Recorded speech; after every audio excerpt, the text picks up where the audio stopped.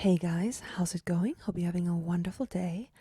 Today's video is about the number one thing you should understand if you want to crack the code of manifesting, so to speak. Before I dive in, please like this video if you want to support my channel, subscribe, click on the bell icon, and also please do leave a comment because I love it when you guys leave comments. I really appreciate it. Okay, let's dive right in. The number one thing that we have to understand, in my opinion, is a very fundamental truth. And the truth is that consciousness is the only reality. Neville has a course that's called, I think, 5 lessons. And the first lesson is literally consciousness is the only reality. Now, why is that important? People read this and maybe they gloss over it and they think, yeah, that's cool. I just want to get what I want to have. Now tell me how I can get it, okay? The whole point of this is when you understand that consciousness is the only reality and that there's nothing, zero, absolutely nothing outside of consciousness, you will automatically stop seeking your desire. You will stop looking for your manifestation, you will stop chasing it, you will stop seeking it, and you will actually get the experience that you desire. And let me explain why. Because it's not very obvious, and we have been taught since childhood that we have an imagination, we have a mind, and then there's the outside world, and these are two separate things. There's this world that we live in, this world of objects and matter, and then there's the mind, and it's always matter and mind put into a binary opposition. It's like, ooh, these are like two separate things. And the truth is that they're not. Because everything I experience in consciousness. I can never step outside of my awareness. I can't ever not experience anything that is not in my awareness. Anything I encounter, I filter through my mind. So the experience I'm having is really the experience that I am assuming I'm having by attaching meaning to whatever it is I'm experiencing. So if consciousness is the only reality, and there's nothing outside of consciousness, this whole entire idea that, ooh, I have this burning desire for something, so I know how to manifest, so now I'm going to do something in my mind so it triggers a result on the outside so I can finally experience what I want in the 3D reality. This whole idea is a logical fallacy because there is nothing outside of consciousness. So the idea that there is a 3D where you're experiencing things is flawed. It's not accurate. It's just wrong. Yes, there is a 3D. It's a physical plane that exists. But my experience of that space-time dimension is not in the 3D reality. My experience of that is inside of my mind. It's in my consciousness. Therefore, any desire I have cannot be satisfied by me obtaining the thing in the 3D. It is satisfied by me experiencing it in my mind, in my inner world, in my consciousness. So I have to, if I want to get rid of this desire, because desire is not a pleasant feeling, it's an intense awareness that something isn't right, something is missing. I need to take action. I need to do something to get rid of this feeling of lack of desire. And the only thing I can do to appease my desire is to give it to myself in consciousness. That is the whole point of Neville's teachings. That's the whole entire point. The point is not to, you know, do 10 affirmations or an imaginal act so that then I can encounter it in the 3D.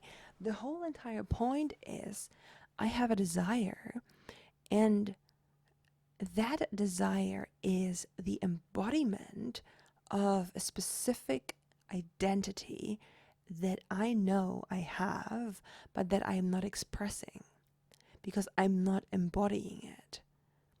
I know I am this person. I really want to be this person because it feels right to be this person. It's calling me. I have this desire to be this person.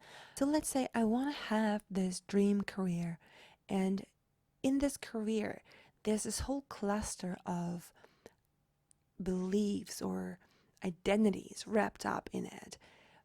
If I had this career, I'd be successful. I would be wanted. I would be looked up to. I would have an abundance of money. I would be fulfilled. I would be true to myself. I would, whatever, right? All of these things are surrounding this topic of my dream career. So the dream career is the vessel for the self-concept that I desire to embody. The only way I can satisfy this desire is by stepping into that self-concept right now. And that self-concept includes the experience of already having received this career, of already having that career. It includes the knowing, the awareness that my desire has already come to fruition. That is what Neville meant when he said, there's no one to change but self, because there's nothing outside of self. There's nothing. It is all that exists. Consciousness is the only reality. So once that truly clicks, and you understand, this is not me doing something so I can get something on the outside. It is only about creating a state or getting clarity on the state that I would like to be in, embodying that state, perfecting it, and dwelling in it. Because that is the only thing that will satisfy my desire. The manifestation is an effect of my consciousness illuminating that state with so much intensity that it hardens into fact. The occupancy of the state always precedes manifestation. So in that sense, manifestation is irrelevant. Your state satisfies your desire. Therefore, we should always only strive to perfect that state, dwell in that state, step into that state. And it's not about, oh my God, I have to unearth these 5,000 limiting beliefs that I have and change them. It's way easier than that. It is simply moving your awareness into, I have it now, I have it now. I am this person now. I am successful now. I am wanted now. I am looked up to now. I am highly sought after by people that I admire. And embodying all of that now, feeling it as true now. And that's what Neville talks about when he says, put yourself into a state akin to sleep and meditate on the state of the wish fulfilled or the specific self-concept until you truly feel that that is true of you. So once, you understand manifesting in this way, you will stop chasing your desire, you will stop seeking it, because all of that puts you in a state of lack. It puts you into the state of, I don't have my desire. What can I do to get it so I can feel better?